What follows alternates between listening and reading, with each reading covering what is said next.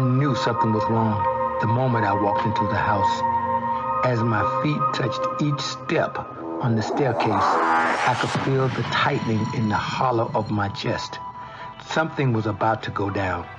As I entered the room, Connie turned to realize that rarely does one hear the story of how it affects a man or what he goes through when confronted with the reality that his wife is in love with another woman.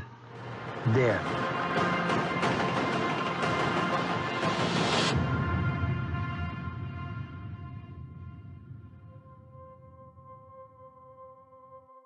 Good evening, Source Nation, and welcome to SRN Live Television. I am your host, author Kimberly McLemore, and thank you for tuning in tonight to my show, The Author's Corner.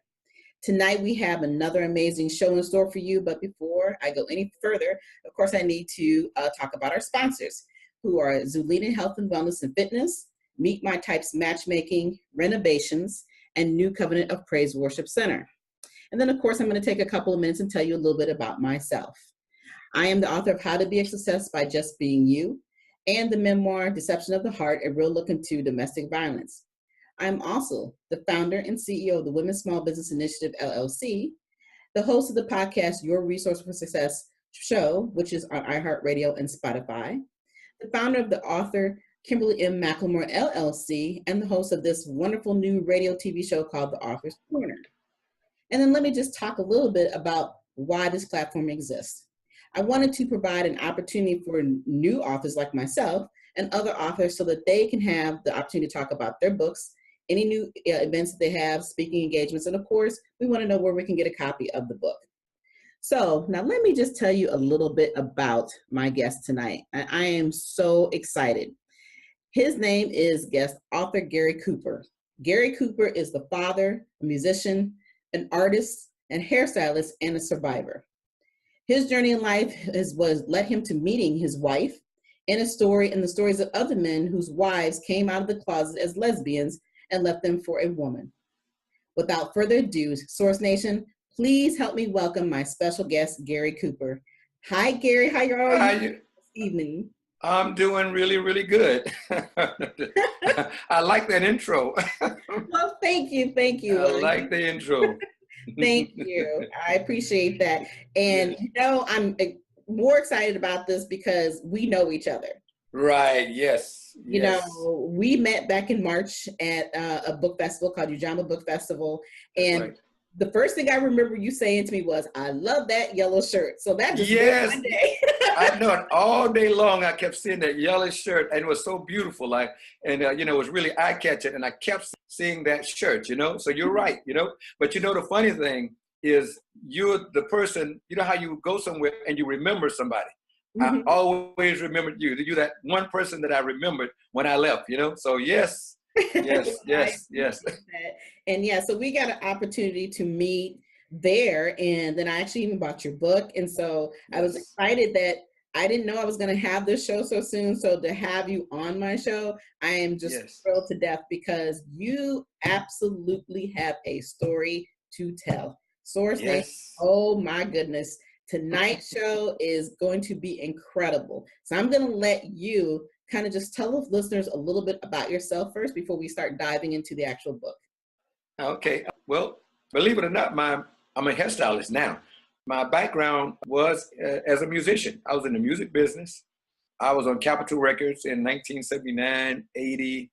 Up in that area, we had a top 10 album, group by the name of Silver Platinum, a song called Dance, One More Chance, Party Is Over. And, I got a chance to tour. I got a chance to see the world, because my whole background has been in music.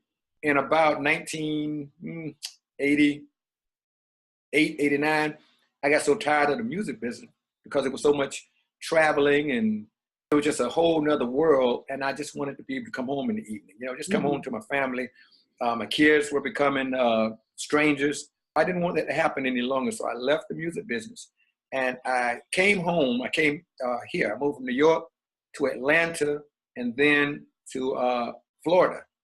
And believe it or not, I went to sleep one night not knowing what the heck I was going to do because I've done music all my life. I'm a keyboard player, guitar player, drummer. I was a music major in college, And I I kind of prayed one night and woke up the next morning, sat straight up in the bed and said, do hair? Because it's almost like somebody spoke in my sleep and told me, okay, that's the next thing you need to do. So I got up, I grabbed the yellow page. They don't have yellow pages anymore. Right. And I know, right? And I found this school, Hollywood College of Beauty. And I went there. There's this girl named Terry. I remember her name being Terry. I spoke with her and I went there. She signed me up and I started doing hair. We opened a salon up. But I had just met who would become my wife that is in the book. And what happened is that we opened a salon that was like the salon that everybody in Fort Lauderdale went to. You know, we became very public. We would do hair shows, fashion shows. We did so much. You know, my background in staging and whatnot. She was a model, so she had a background in modeling. And so we were able to do these elaborate hair and fashion shows, you know. And those things and all of that brought us to the book, because what happened in that marriage was a lot to write about. Let's put it that way, you know? Okay. So, right. Yeah. So, I mean, that is a complete turnaround. Like you said, to be a musician all these years.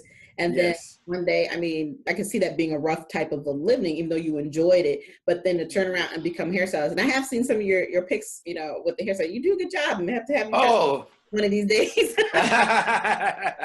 No, no, you wear your hair for you, you know, it always looks good, you know. Well, thank you very much. But yeah, I noticed that is your, you know, profession. So I find that very interesting how you gone from one extreme to the next. But of course, within this process, you met the woman that you thought was your dreams, correct? Correct, yes. And then one day, things were not what they seemed. So let's talk a little bit about your relationship, and then talk a little bit about how your story became a part of this book. And then, of course, we'll dive into the other people who are a part of this book as well. So tell me a little bit about this special woman that you thought was the woman of your dreams. You know, what happened, and to which I realized later that we were better business partners than we were husband and wife, because I didn't realize her struggle. And that is a reality. You know, she was a person that's always seemed like she was at a struggle with life and things, you know, but, you know, that's all in hindsight. I understand what I didn't understand now, you know. We were together for 19 years, married 13 of the 19, and she was an ex-model, a real girly girl, not anybody, you know, your vision of a person that's lesbian is this butch person and stuff. It was nothing like that. She was a real, I call her a girly girl. And, you know, you see things that you don't understand, but you're married, you know, you're just into what you're doing. So you don't realize all the signs, and all the signs are there. You just don't recognize them because you're so busy being married, going through life, doing hair, you know, raising a family, that you don't see all this stuff. You don't pay any attention. And in about 2003, we had this customer who was a longtime friend of ours as well. She was married to a man, and she ended up coming to the salon one night and told us that she had come out of the closet. She was having a relationship with another woman. Well, okay, that was fine. We were friends before that. She was a good person. So what ended up happening is that she introduced us to her new partner, which was another female. And we all became friends. You know, sometimes we would go out to dinner, and I never took a second thought about it. And then within that year, we ended up realizing that my wife was having an affair behind me and her back with her partner. Oh, okay. So that's the twist right there, you know? Yeah, exactly. Yes. And that is the woman that she was having a relationship with, and I didn't really know it. But the bigger part of that is you have to understand my ex-wife, she's from Jamaica. And in Jamaica, you can be killed being gay. I mean, you can get killed, raped. I mean, a lot of bad things can happen, not to mention the shame you'll bring on your family. Right. So when she was in Jamaica, she ended up leaving Jamaica, coming over here where it's a little more liberal. And that's where she ended up having these feelings. She started to understand what she was feeling but she was still doing what her family and everybody think you should do.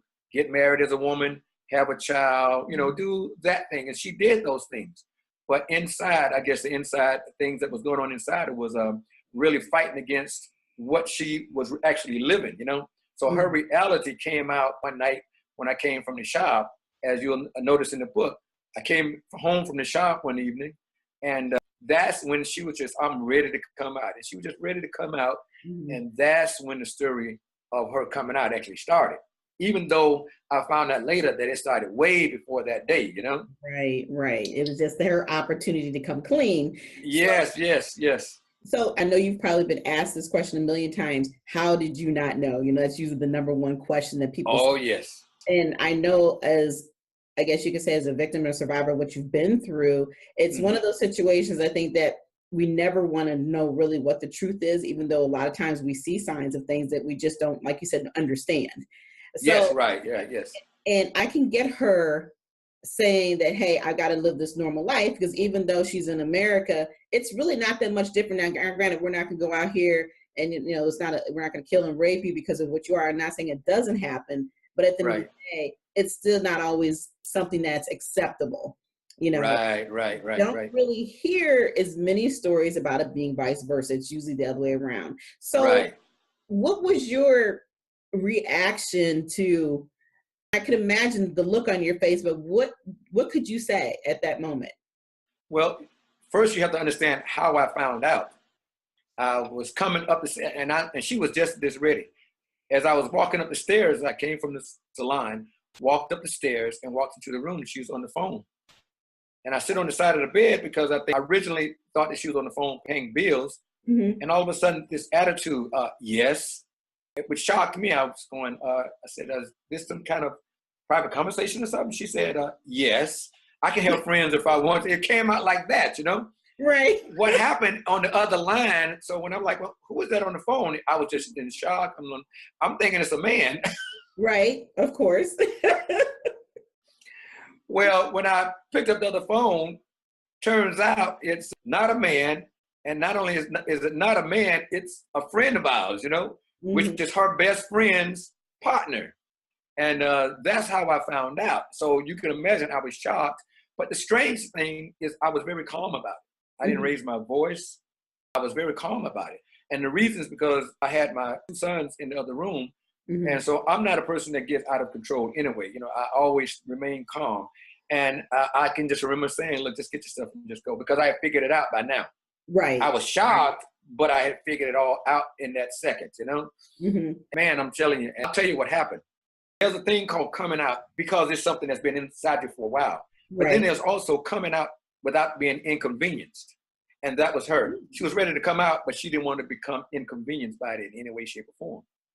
Interesting. So, yes. And so by that, I mean, what happened is that she wanted to be able to keep the house, our annuities, the bank account, the business. She wanted, yes, she wouldn't leave. Live that double life. She wanted to live the double life, yes.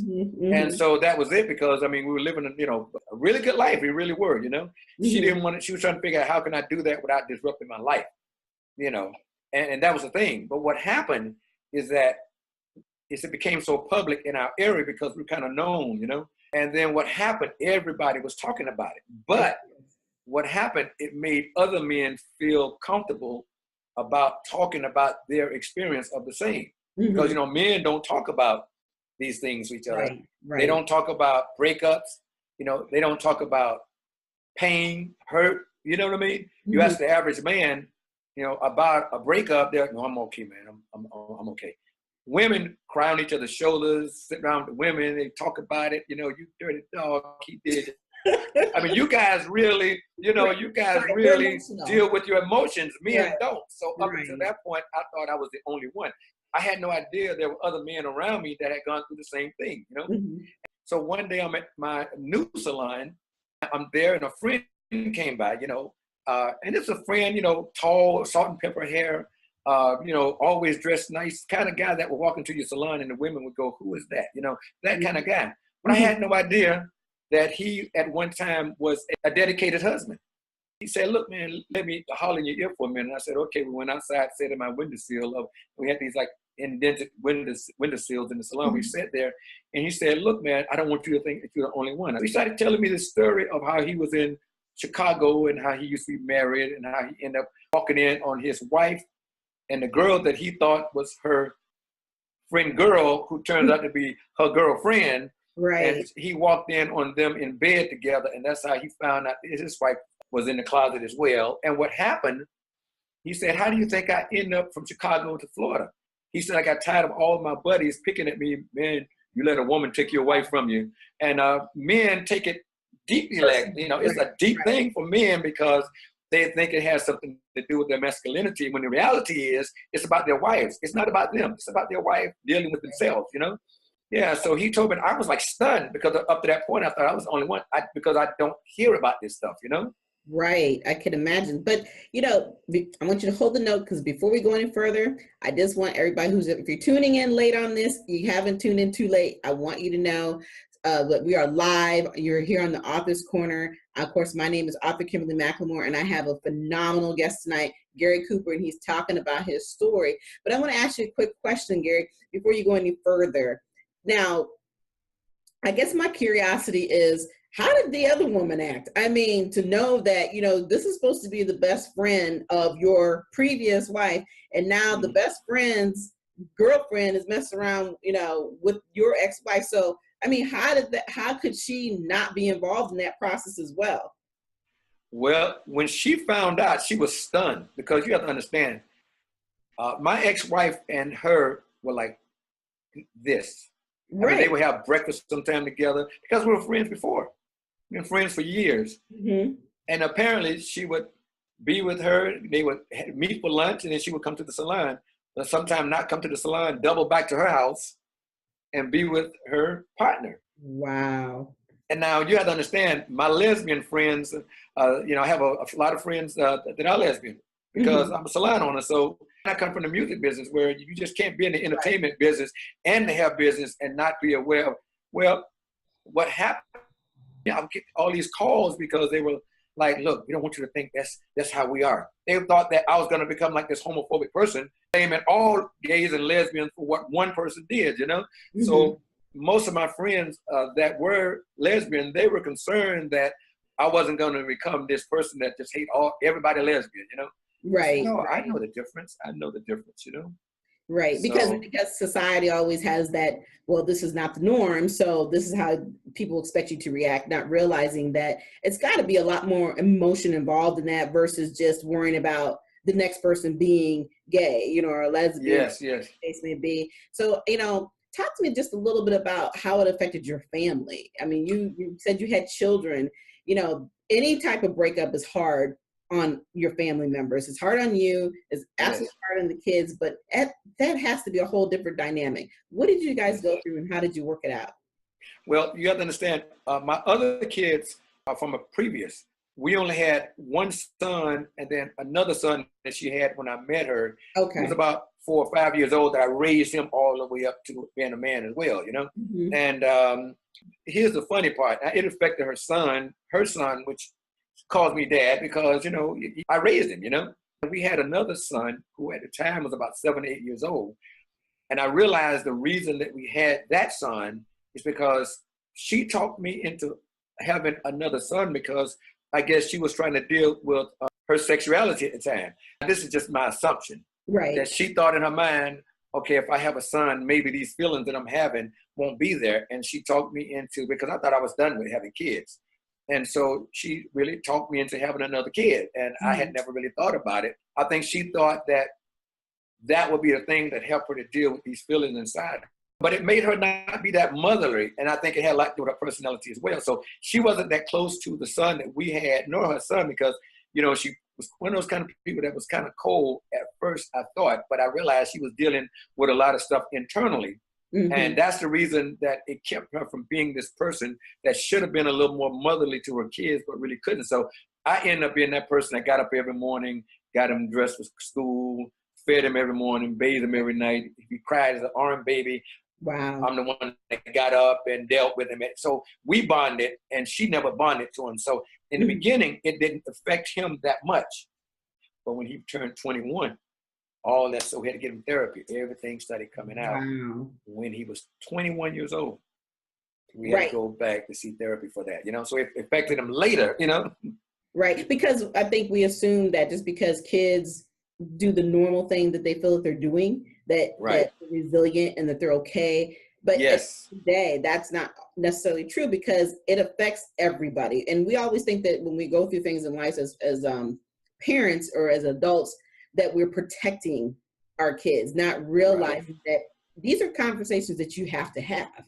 And yes, yes, unfortunately, we always think that, well, you know, it's too soon. You know, we don't want to do this. We don't want to ruin that. But here it is. Like you said, by the time he hit 21, he was all messed up because he had to get his feelings out. He had to be able to talk about what was really going on with him because you can't go any further until you really understand who you are. And it's a blessing that he did talk to you, even though it took all those years, but it was a blessing that happened. So let's dive in a little bit about the book because time is going by so fast. I'm just like, I don't want to let it go. I'm like, no, down to 10 minutes. So yes, I know. Talk to me about the book. You said, now how many other men have actually participated in this book? Well, what happened is that, I just started writing stuff down. And then little by little, another guy came to me because once again, it made it more comfortable for them to talk. There's another guy came to me out of the clear blue sky. And he said, look, man, I don't want you to feel bad about this. He told me his story about him and his daughter. I used to always think that, man, you're a really good father to your daughter because I used to like their relationship. They had this really close relationship. And I thought the mother was dead because they never talked about the mom. So I assumed, the presence of the mother just seemed so final. They said like they never talked about it. So I just assumed she was dead, Wow. And so he came to me, he started talking to me, and I don't want you to feel bad about it, whatnot. He said the same thing happened to me. I go, what? He told me about him and his daughter coming home one day from school, and everything was gone. His wife had left him and moved to Taiwan with her partner. Yes, Taiwan, with her partner. Okay. And he said he left Alabama. He said, how do you think I got down here from Alabama? Because we moved to get away from that scene. Right. So that's how he ended up coming from Alabama to Florida. Another guy in there, his girlfriend went away to college and started dealing with this. So these men, they just started coming and telling me these stories. And that's when I realized some of these men, as a matter of fact, they all said the same thing. This is the first time I've spoke about this before. I've never talked about this since then, Right, because it's something like you said, people feel of shame. It's not something that you communicate. It's like, oh, you're not gonna go around to my, oh man, did you know what happened? It's just not one of those topics of conversation we have. And like I said, especially when it's the shoes on the other foot, so to speak. It can be more acceptable when it's a male, in that direction versus a woman. So tell me about the name Shadow Dancing. How did you come up with it? And can you show my listeners the book? The name of the book. Come up with that name. The reason I show Shadow Dancing because after I realized all the things about these men, I realized the one thing we all had in common is that we, with a shadow, you can't tell what a shadows look like. All you do is you see the outline of a person. You never know if the person is good looking, bad, big, fat, tall. You don't know. You just see a shadow. And I realized we didn't know the inner workings of our wives. All we saw was like a silhouette of our wives. We realized the most important thing about them, we didn't even know or understand.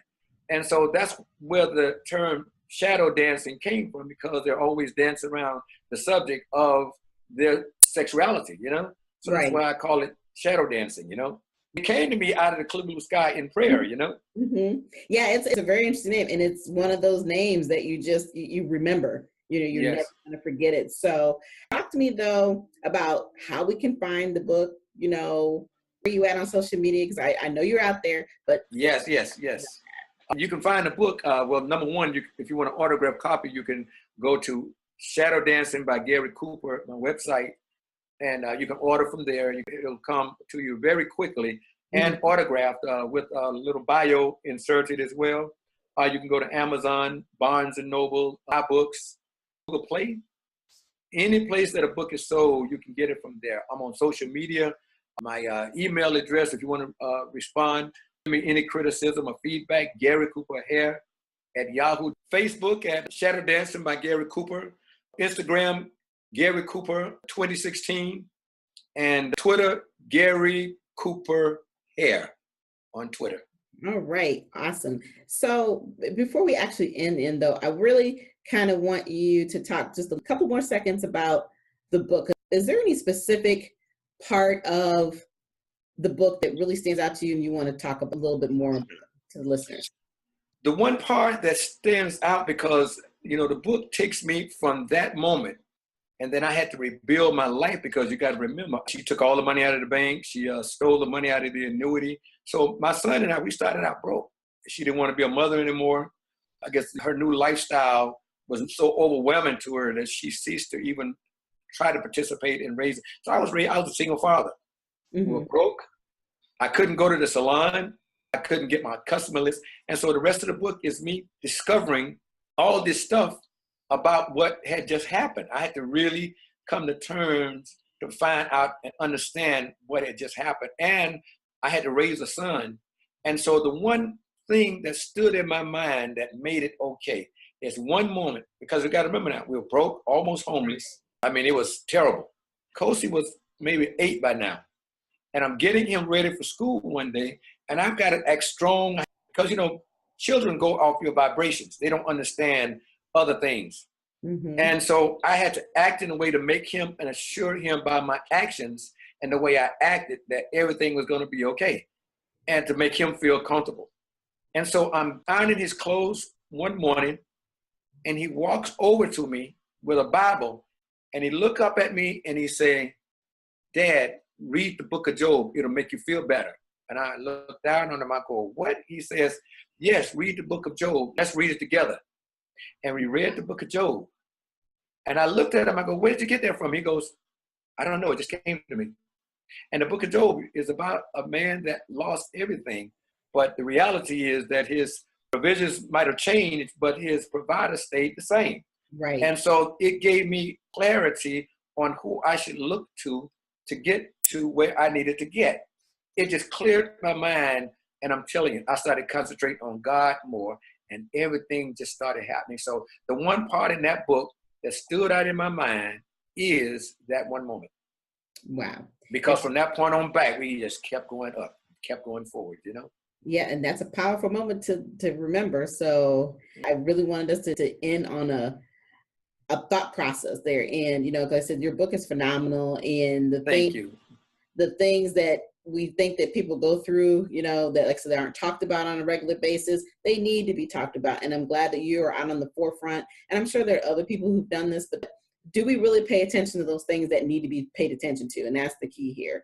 So, you have to pat yourself on the back for standing up for other men as well, for what and the things that they've gone through. And, you are definitely a survivor of something that I'm sure that no matter how many times people, like I said, have said it before, and I said it earlier, how did you not know? Yes. I'm sure you get that all the time, but all the time. Keep doing you, keep making sure that people are understanding of that. People are human, and, whatever choices that they make, there's a reason for everything. But I'm glad that you stayed strong and you've maintained taking care of your family, because they needed you. You had to be the strong back, for your family. Yes. Well, you see, I have a really good wife now, right? Well, yes. Rose is the bomb. Things are differently for you now. So that's the beauty of it. Absolutely. Yes. But then you were everything to everybody. So again, thank you. And I appreciate you actually taking the time to come on the show. Author Gary Cooper, you have been amazing. Source Nation, if you've missed out on this, you're going to have to listen to the replay, because I'm telling you, this has been one of the best shows I've had so far. Because thank you. Well, I love it because, like I said, we have a little history, but the better part about it, you're actually my first male guest too. So yay! Thank you so much, and thank you so much for having me. And I'm so glad that I met you. Okay. Oh, it's been a pleasure. But before I leave, of course, again, thank you for coming on. And Source Nation, again, I have to thank my sponsors: Zulina Health, Wellness, and Fitness, Meet My Types Matchmaking, Renovations, and New Covenant of Praise Worship Center. And of course, if you're interested in being a guest on my show, The Author's Corner, all you need to do is send a short bio, book cover, and a professional picture to my Gmail, which is Kimberly McLemore@gmail.com. That's KIMBERLY mmclemore@gmail.com. And of course, you can follow me on Instagram. I'm on Twitter, different Facebook pages. You can look under author Kimberly McLemore. And of course, you can also follow me through Women's Small Business Initiative, which I said earlier is my other business. So I'm all over. So there's no reason why you can't find me. But until next time, enjoy the rest of your evening. And then we're out. See you next time. Thank you. Bye-bye. Bye-bye.